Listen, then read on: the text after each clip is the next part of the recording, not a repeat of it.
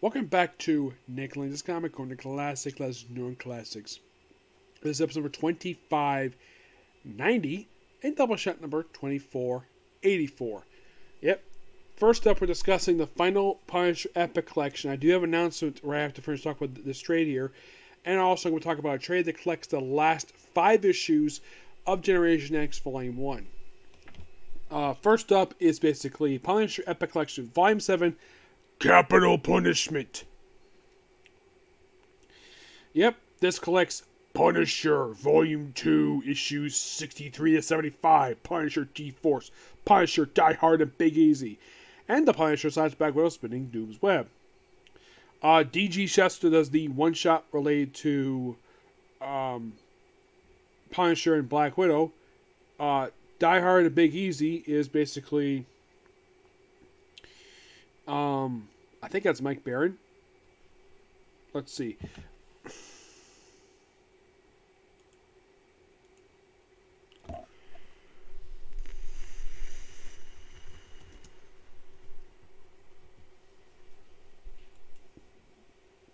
Excuse me. Mike Barron already left the book at this period of time. He doesn't come back to 76. But 63, which is the first issue of this book, that's done by Chuck Dixon. All the rest is all Dan Abnett and Andy Lanning. Yep, that's pretty much the one-shots there. Mike Barron, he does G-Force. Yep, he does the G-Force one-shot. and as for Die Hard Big Easy, that's actually John Wagner. Excuse me. Yep.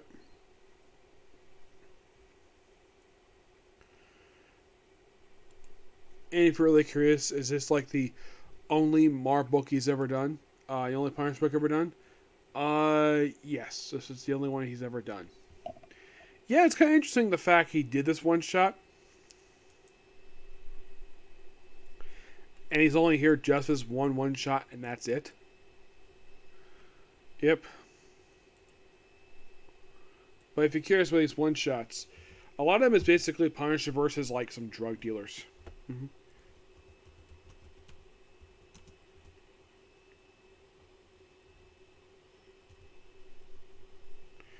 In the case of G-Force,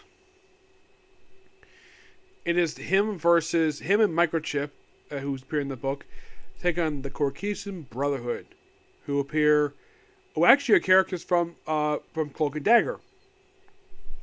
Yep.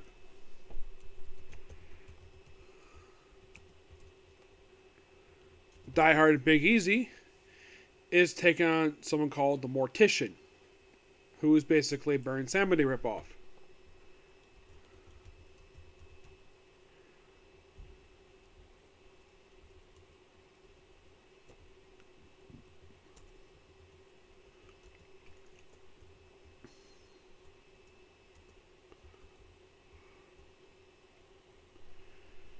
As for Spin Deadly Love, which is the DG Chester one-shot, yeah, one of the Marvel graphic novels, I think it was 74, it's mostly put them taking on a guy called Doc Mullum.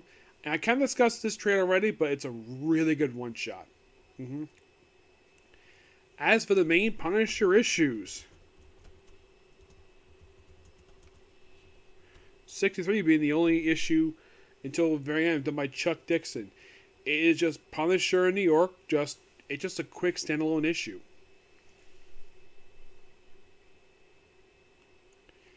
Yeah. 64 starts a 7-part story arc known as Euro Hit, where it's basically Punisher going to Europe for 7 issues. Yes, seriously. And this storyline involves the Kingpin, Batroc the Leaper, a new Tarantula. Yes, seriously, a brand new Tarantula. The King is also a guy called Snakebit. Yes, Snakebit. Yeah, he's a character who only appears in this story arc and he gets killed off in the finale. Yeah, Batroc is here too. You think, wait, Batroc? You mean the longtime Captain America villain? Yep. Yeah, he appears in this very story. One of his rare times he does not actually appear in a Captain America comic, because if you look up a lot of appearances he appeared in, he usually does appear in Captain America comics a lot of the time. And this is the only time he appeared in Punisher. Yep, the only time.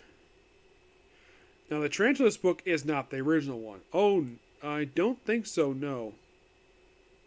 No, this is not the original. This actually is the second one. Yep, this is Luis Alvarez. The original one was Anton Miguel Rodriguez. This one first appeared in Web of Spider-Man 35. He got killed off in the finale for Venom's Sinner Takes All.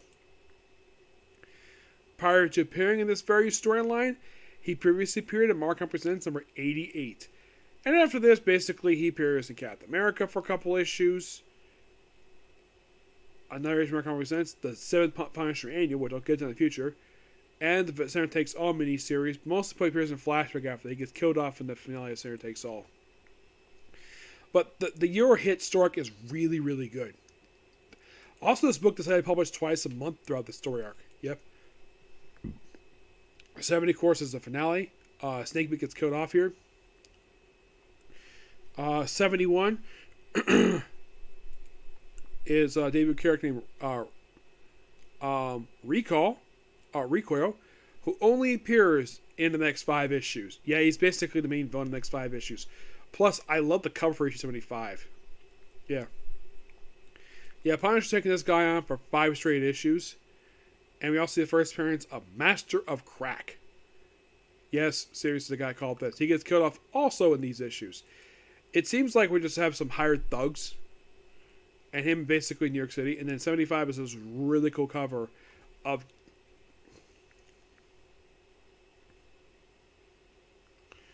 I'm going to show you it off here because this is a really cool cover.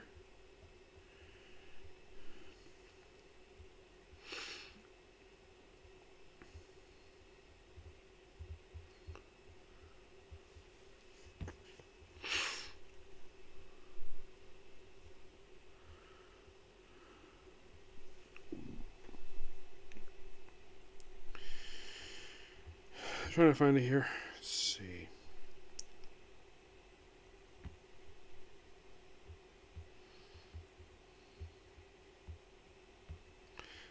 Here it is, right here. A cover dealt by Steve Geiger. Look how cool looking that cover is. Like, wow, that is so good. Yep, and that's pretty much it for Punisher. But yeah, good trade. Give it 9 out of 10. My announcement for Punisher is this, that for my review of Punisher Volume 2, for now, it's going hiatus. The main reason why, because I need to review the spin-off books. War Journal and War Zone. The reason?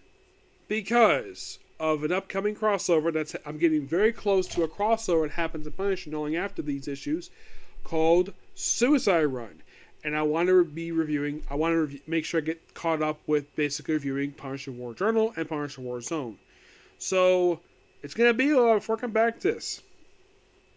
Alright, so next up, by the way, yeah, that is definitely the last Epic Collection released, as far as I can tell it is. Excuse me.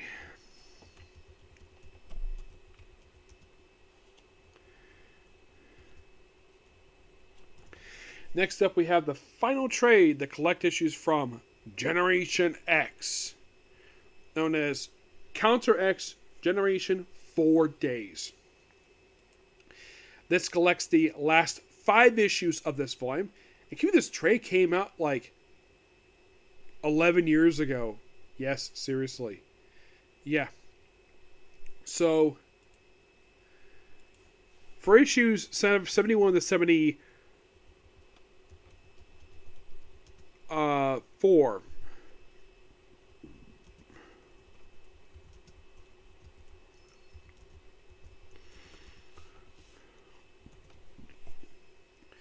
mostly put for these issues, it's the beginning and the end of this run. And the big thing with these issues is that, well, Banshee gets a phone call from Charles Xavier in these issues, and he's informed about Taggart Taggart's death in X-Men Volume 2, number 108. So this happens like not long after that. these just came out in 2000. Yeah, and then by there's also like some battling here, really good stuff here, and then basically with the next issue, which is the finale for this book. Yeah, so Angelo, aka Skin, he gets invited to join the X-Men. Actually, Chamber does. Skin and Jubilee go back to California. Everyone else goes their separate ways because they feel it's time for them to move on. Because also Banshee needs to mourn death of his lover. And Emma Frost gets a smile about the fact she's informed about the disbandment of Generation X. And of course, the she's got to be, well, for Generation X closed, but the school becomes more of a prep school afterwards. But yeah, that's the end of the first volume for Generation X. A really interesting volume. I never thought any issues were bad per se. I love the Lobdell issues they did for the book. I thought those were really, really good. And Lobdell himself was not the regular writer for this book for very long. Oh no. He only did the first 28 issues. Yep. He got replaced with issue 28 by James Robinson. And he was only on the book for issues 29 and 31. And that was it. Yeah, very, very brief time on Generation X. Yep. What do you think? Okay, who took over after? Oh, shoot, that's not what I want there.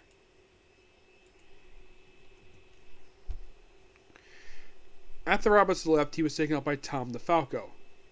Yep. Tom DeFalco took over in issue 32.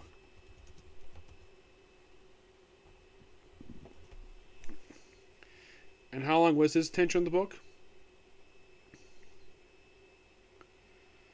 His tenure was one issue. Yep, just issue 32, and that was it. 33 was Larry Hama. Yes, Larry Hama. His run wasn't that bad. No. Yep, Larry Hama. I think he had a pretty lengthy run in the book. He did issues 33, 34, and 46 and 47. Who did 45? 45 was done by Jay Ferber. But who took over to Larry Hama left, you might ask? He was taken over by Jay Ferber. Yep, Jay Ferber was the guy who took over after him. Excuse me. And his run was issues 45 and 48 to 62. And then he had Warren Ellis and Brian Wood be pretty much the final writers of this book. So, throughout 75 issues, of course, he just had Lobdell, James Robinson, of course, Jay Ferber, Tom DeFalco, Warren Ellis, and Brian Wood. Roughly 6 writers. And this is something, the fact that just by sheer coincidence, this was the very first book that Brian Wood worked on. He did a really good job with this book. But this book is good. But I think the book was canceled due to the fact that the Counter X initiative basically was not a good... From what I've read, this was not a good financial hit for Marvel. This was basically a bomb. Yeah, this did not do well financially for Marvel, so... this book got canceled. X-Men got canceled.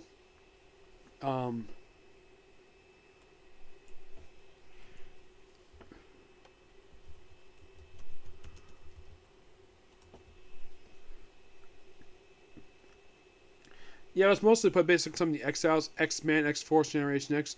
All 3 books were canceled. No longer got this crossover wrapped up. Yep. Generation X ended. So X-Men. X-Force was relaunched as X-Static. That lasted for a couple years, and the book got canceled.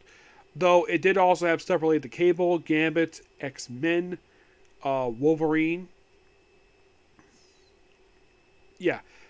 And a lot of this stuff is in trade. The contract issue is all in trade. There's also... I forgot to do more Unlimited. I'll probably do it some more time, maybe, if I feel like it. But sadly put, this is the end of the first volume, and I'm sad to say this. The next thing to talk about Generation X is the awful artwork that was for, well, the next time we talk about Generation X will be Generation X Volume 2. A book that had atrocious artwork. I even showed this book to Scott Lebdell. Even he agrees the artwork was atrocious for this book. Yes, I'll be talking about that next time when I talk about this particular book series. Oh gosh, yes I will. Did I have a problem with the book coming back? No. The problem was the artwork was bad. Oh my gosh, his artwork was atrocious. Like I've never encountered a book with such bad artwork. And there's only 2 trades left this one, and that's it. So yeah, going through a book that has really bad artwork. If you're curious how long the run was, because the book was, well, published time we had Marvel Legacy happen, this book lasted for a whopping 12 issues. The last 3 we just renumbered Generation X Volume 1. I will discuss it later. So yeah, that's it, particular view. Next up is, well, take a little break, and then basically I'm going to do, well, there's one comic corner to worry about, and there's also Case Closed. Okay, next video. Bye.